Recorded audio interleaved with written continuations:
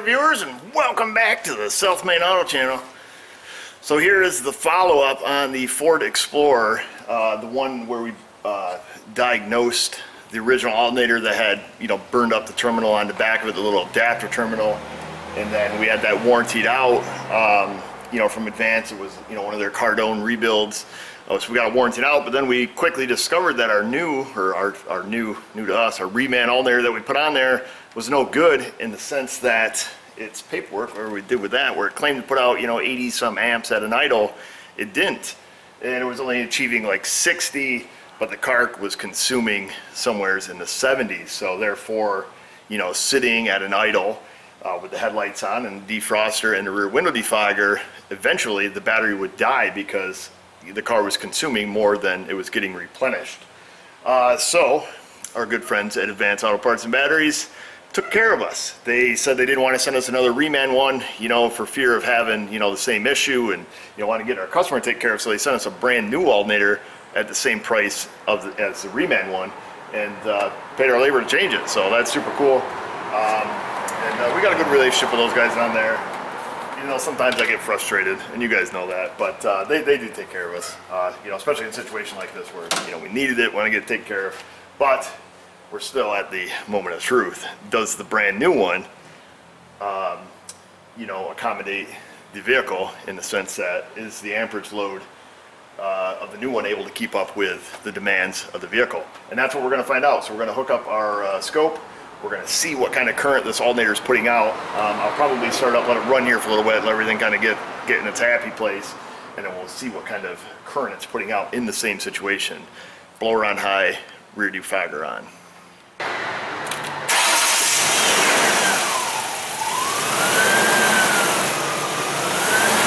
I hear it whistling. Oh, and headlights on also. Right now we got no loads on. Probably got some test leads, we'll see where the battery and stuff's at. I'll do that right now. So right now at an idle we're at 14.43, no loads.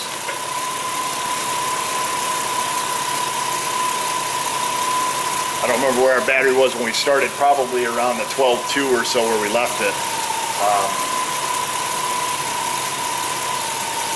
In all fairness, I ought to let the battery charge for a while. I probably should have charged it so we had a good baseline again. But just for that, I'm going to throw some loads on.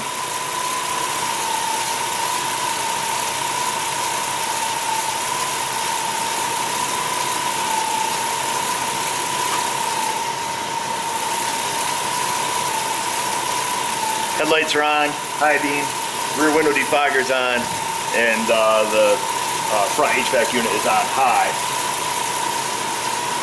And we're already doing better.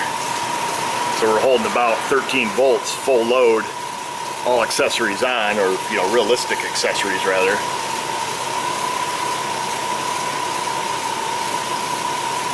So I'm going to shut the loads off for a minute. Like I said, I want this charge up the best it can. Like I say, so we're kind of have the same situation. And I'll tell you right now, we're going to be doing better.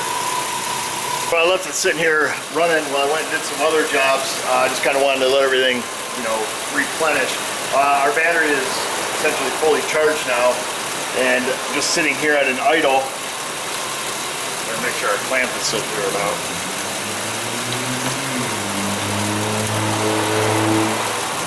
The alternator is putting out about 21 amps. Hope you guys can see that. Yeah, about 21 amps, back to the battery. So that's good. There's normal electrical consumption going on. Coils and injectors and whatever's on the inside. So naturally there's going to be some output.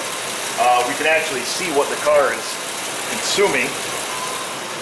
So we're going to check current flow out of the battery. So 21 amps is being sent to the battery.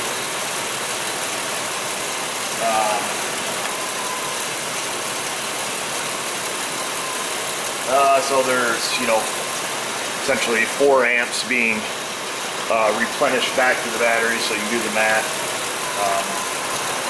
17 amps being consumed. But what we're concerned about is 17.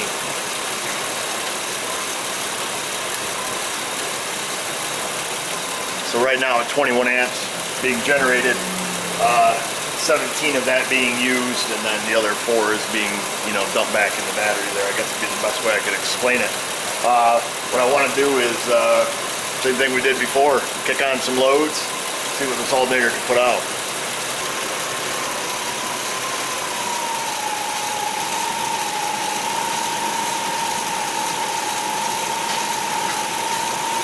$73, $72, somewhere right in there. And that's everything turned on. Blower, headlights, rear window defogger. But bump it up on a fast idle, it stays the same because that's where the generator is being regulated at. So I think our old alternator was peaking out at something like 60, and then we had that deficiency of 15 or so amps that was being consumed versus what was being replenished. Of course, this is a full stress environment in the sense that it's at an idle, full load. That's pretty aggressive. That's the hardest that alternator's going to work. So let's see. We want to see.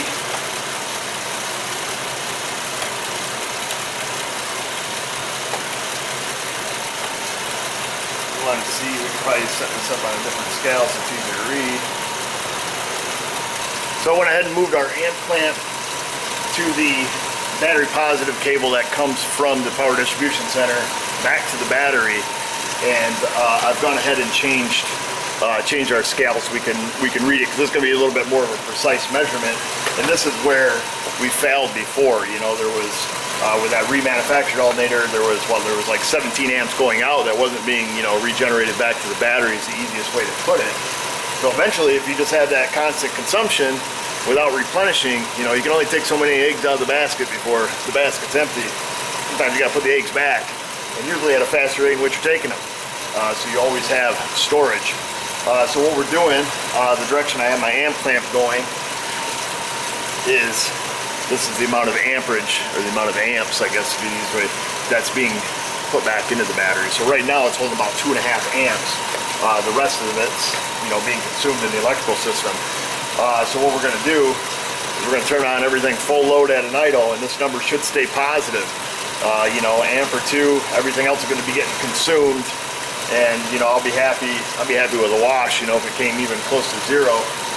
But there should always be some positive amperage. That way our battery is always staying charged regardless of the load. So we'll turn on AC on high, rear defogger is on. It was already on. Oops. Headlights are on, the brights are on.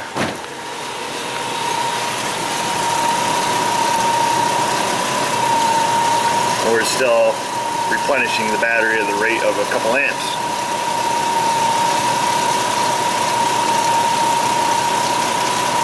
So I'm super happy with that. The new alternator, way better than the reman.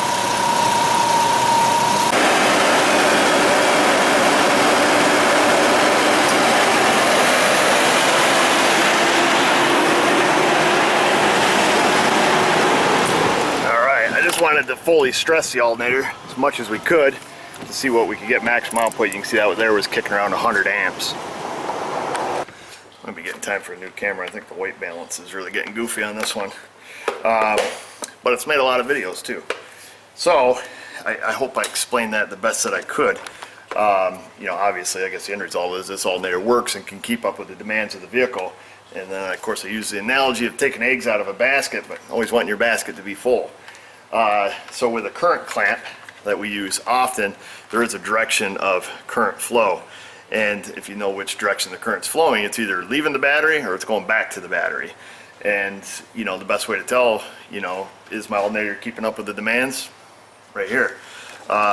Because essentially now we know the battery should stay completely replenished regardless of loads on the vehicle at an idle. So worst case scenario, low RPMs on the alternator, all the junk turned on, and kind of keep up. And the answer to that is yes. Did the reman one? The answer to that is no, as you saw in the first video. So